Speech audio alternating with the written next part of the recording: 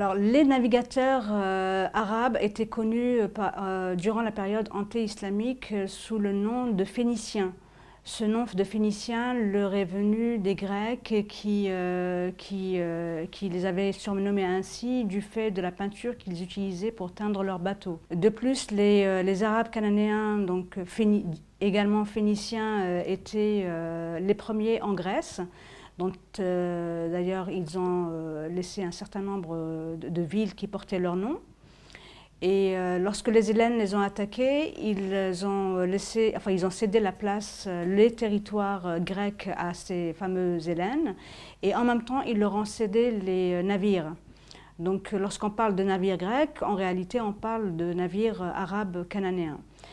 Donc déjà par rapport à cette information, c'est très peu connu et il serait plus qu'intéressant de diffuser l'information. Par ailleurs, les Arabes cananéens étaient également les auteurs d'instruments de navigation, dont la fameuse boussole, et non pas les Chinois, comme on aimerait nous le faire croire. D'ailleurs, les Chinois eux-mêmes disent que ce sont des étrangers qui leur avaient apporté cet instrument de navigation pour leur faciliter les choses. Et l'information est par ailleurs demeurée inconnue du fait de tout ce que ça pouvait apporter au niveau commercial pour les Arabes. Et en ce qui concerne la période islamique, dès le 1er siècle de l'Hégire, dès d'ailleurs la période omeyyade, les Arabes, et plus particulièrement le calife omeyyade Muawiyah radiyallahu anhu, a fait en sorte de développer la flotte maritime musulmane de manière à reprendre les positions en fait, qu'occupaient les Arabes avant les Byzantins.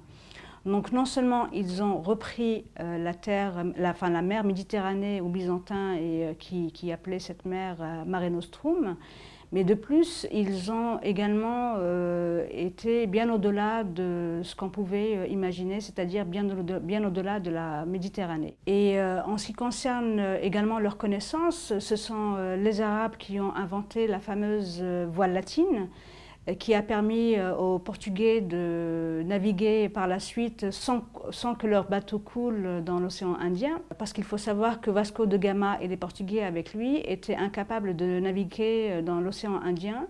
Et ils ont dû faire appel à Ibn Majid, qui était un amiral du sultanat d'Oman, qui leur a donc enseigné comment naviguer sur l'océan Indien et qui de plus leur a permis également d'utiliser ces fameuses voiles triangulaires appelées voiles latines, mais qui sont en réalité des voiles purement arabes.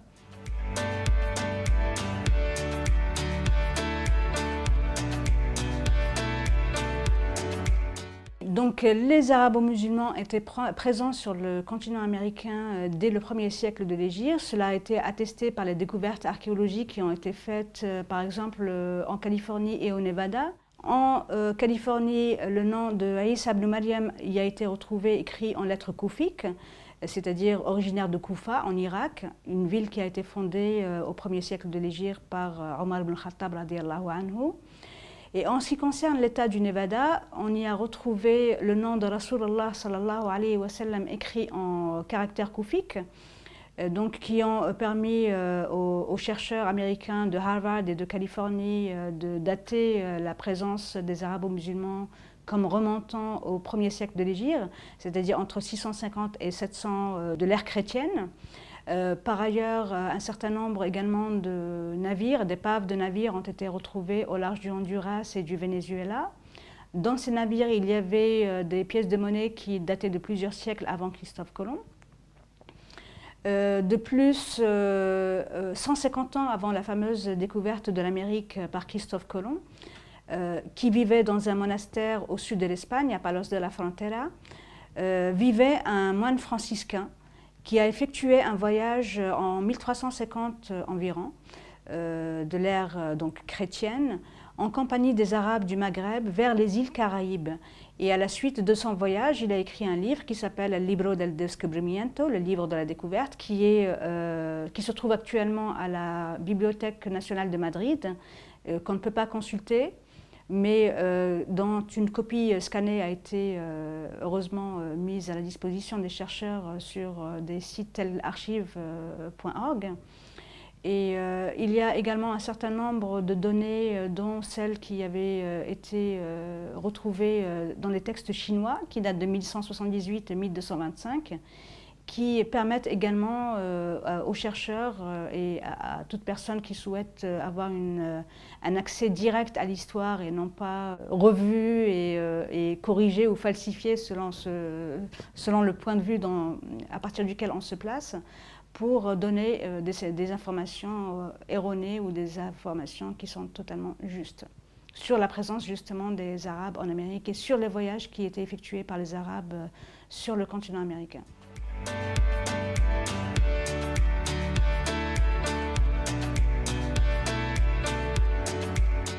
Alors, les Indiens d'Amérique étaient donc, certaines tribus indiennes d'Amérique étaient donc de confession musulmane, et c'est une information qui nous est donnée par l'ancien ambassadeur des États-Unis à Dubaï, qui s'appelle Robert Dixon Crane. Il a écrit un article en 2004 dans lequel il souligne donc cette appartenance à la communauté musulmane des Indiens Cherokees. Il souligne également le fait que les Indiens étaient emprisonnés lorsqu'ils étaient vus en train de faire la prière à la manière des musulmans. Ils jeûnaient durant le mois de Ramadan et ils ont même instauré dans l'Indiana, donc au nord des États-Unis, sur les terres du grand oncle de l'ambassadeur américain, donc un lieu dans lequel ils pratiquaient le pèlerinage, ou du moins symboliquement ils reprenaient le tawaf sur le continent américain parce qu'ils ne pouvaient pas se déplacer vers la péninsule arabique. Par ailleurs, durant les années 1830, le gouvernement américain a décidé de déporter les Indiens Cherokees vers le Midwest depuis l'est des États-Unis en plein hiver. Donc les Indiens Cherokees ont compris qu'ils allaient être mis à mort, probablement du fait de leur appartenance à la communauté musulmane. Donc une partie a fui vers le nord, une seconde partie est morte en cours de route parce qu'il faisait extrêmement froid, et une troisième partie est arrivée à destination.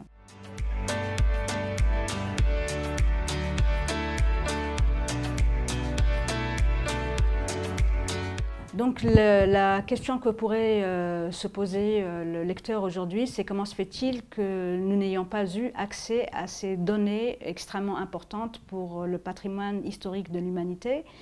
C'est tout à fait simple. Déjà, les arabo-musulmans avaient été chassés d'Espagne lors de la chute, dès la chute de Grenade. Et on ne voulait pas que les gens sachent que les arabo-musulmans étaient de l'autre côté de l'océan Atlantique. Ça, c'est le premier point. Le deuxième point, les chercheurs américains, entre autres, ont essayé de dévoiler cette information au grand public. Ils ont été menacés par les milieux académiques d'être licenciés et même les robinets financiers fermés si jamais ils dévoilaient la moindre information par rapport à cela. Donc ceux qui ont tout de même forcé ce blocus historique sont de grands universitaires intègres qui sont originaires de l'université de Harvard, du Smithsonian. Ils sont américains, anglais, allemands, espagnols, chinois, sud-africains, indiens. Ils sont vraiment de différentes origines. Mais en ce qui concerne les Américains, il y avait Cyrus Gordon, qui était un savant, linguiste et spécialiste d'archéologie. Il y avait également Barry Feld de Harvard, qui lui a été à la source de la découverte donc, du nom de Muhammad Nabiullah, écrit en lettres koufiques dans l'état du Nevada. Et un certain nombre d'autres, tels Alexander von Bütow, qui est allemand, et qui a justement consacré le premier chapitre de son livre à cette dictature qui régnait dans le milieu universitaire américain, entre autres. Par ailleurs, et pour conclure, le cinéma américain nous a habitués à voir des Indiens à demi nus avec des plumes sur la tête dans leurs films western. Et il s'est avéré, à travers mes recherches, que les Indiens d'Amérique étaient loin d'être à moitié nus, avec tous des plumes sur la tête. Ils portaient des djellabas, comme vous pouvez d'ailleurs le voir sur cette photo, ainsi que des turbans qui soulignaient leur appartenance ethnique arabo-musulmane.